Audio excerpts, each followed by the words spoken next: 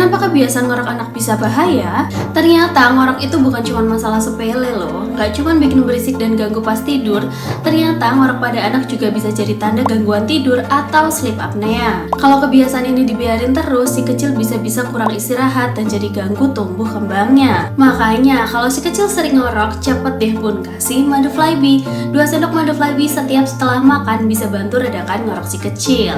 Madu Flybe, madu khusus yang mengandung ekstrak dari herbal untuk bantu redakan ngorok dan melegakan tenggorokan si kecil. Jangan tunggu kebiasaan ngorok si kecil makin buruk, segera usir ngoroknya dengan madu Flybe. Yuk bun, buruan stok madu Flybe di sini.